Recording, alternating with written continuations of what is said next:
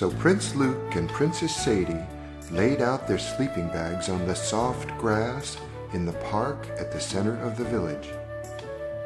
There was a gazebo nearby with a very steep roof, shaped like an upside-down ice cream cone. It rose nearly 20 feet in the air and was one of the main attractions of the town.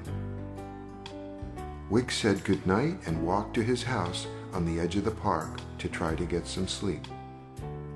Soon he was out like a light, as they say.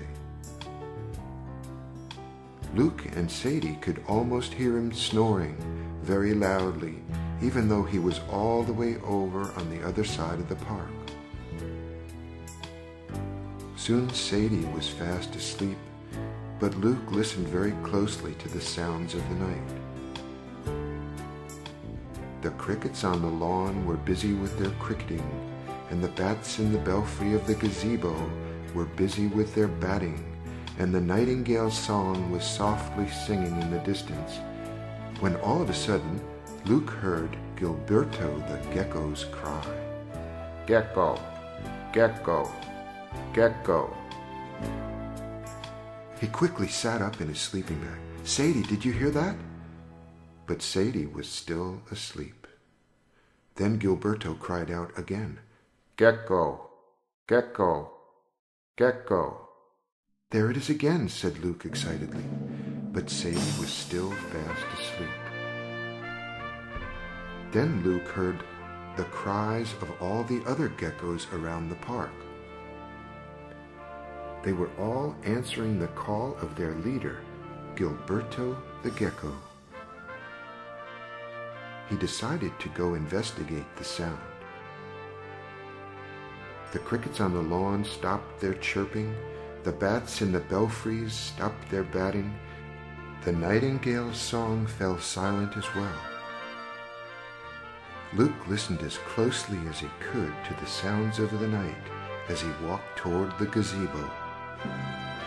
Then the night exploded again with the sound, "Gecko! Gecko! Gecko!" "What in tarnation is making all that racket?" he said to himself.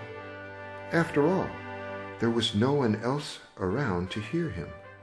Wig was trying to sleep in his house, and his sister Sadie was fast asleep in her sleeping bag, and the crickets were laying low, as well as the bats and the nightingale.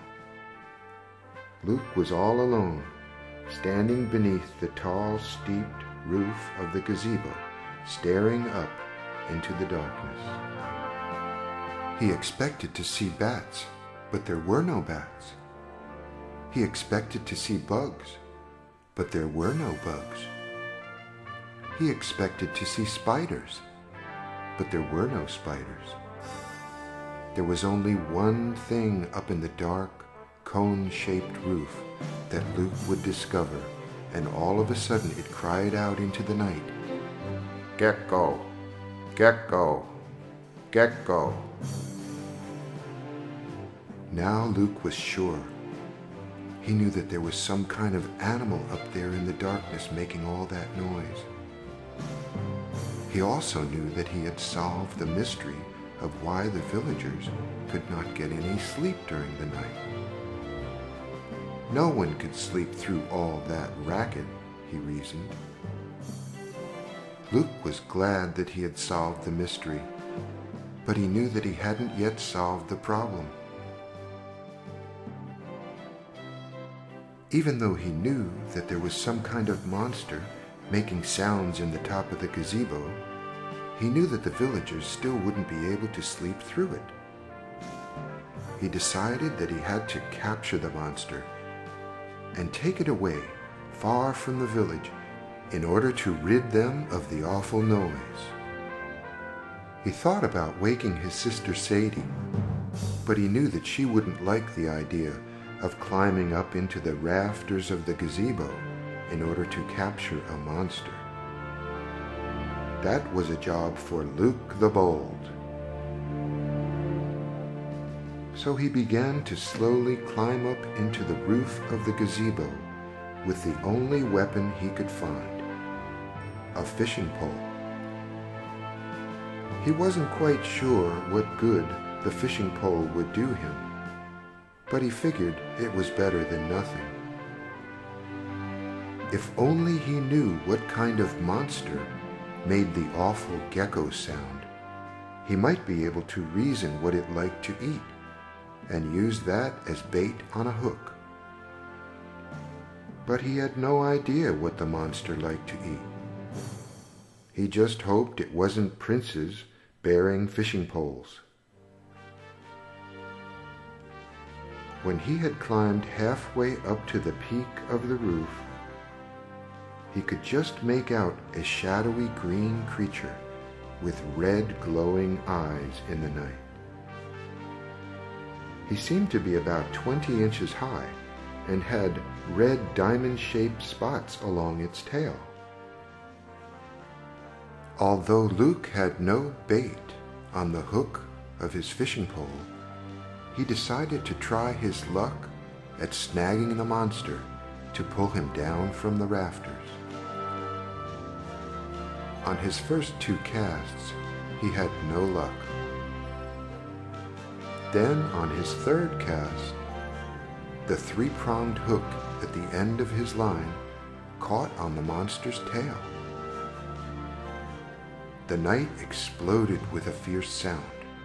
Gecko! Gecko! Gecko! And the monster swung down at the end of the line and landed right on Luke's shoulder. Luke shouted and almost fell from the rafter he was sitting on in the roof of the gazebo.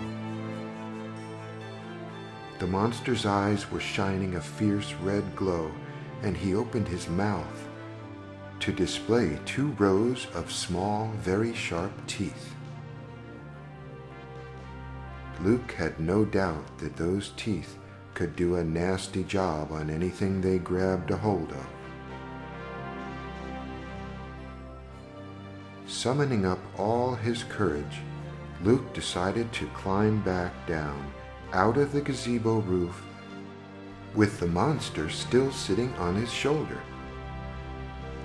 He made it almost all the way down when suddenly the monster reached up and grabbed him by the ear. Well, even Luke the Bold couldn't keep quiet with a monster hanging on to his ear with a row of sharp little teeth. So he did what any normal hero would do in that situation. He screamed. "Ow!" screamed Luke, but the monster wouldn't let go. "Let go of me!" screamed Luke, but the monster wouldn't let go. Then, all of a sudden, Sadie sat up in her sleeping bag and saw that Luke was dancing around on the gazebo floor with a fairly large monster dangling from his ear. She reached into her sleeping bag and pulled Midnight the cat out and said, "Go get him, Midnight." Then the cat leaped onto the railing of the gazebo and studied the situation briefly before pouncing onto the monster that was still hanging onto Luke's ear. Now it hurt more than ever, and he screamed, "Let go of him, you stupid cat! Can't you see he's got a hold of my ear?" Midnight ignored Luke's complaint and sank her teeth deep into the neck of the monster. Like all normal monsters, he did the only thing reasonable in that situation. He opened his mouth to scream. When he opened his mouth, Luke's ear was released, and the monster fell to the floor of the gazebo, with Midnight's fangs holding tightly around his slimy green neck with the red diamond-shaped spots down the back. The monster screamed, "Gecko! Gecko! Gecko! Gecko!" over and over again, while Luke grabbed his sleeping bag and dragged it up onto the floor of the gazebo. He took the fishing hook out of the monster's tail and threw the fishing pole aside. Then he grabbed the monster by the tail and lifted him up into the air. Midnight let go of the monster's neck just as Luke lowered it down into the sleeping bag. Then he twisted the bag shut and tied it with the fishing line. It was done. Luke the Bold had done it again. He had bagged the monster. The next day, Luke and Sadie traveled across the river to let the monster out of the sleeping bag, far away from the village.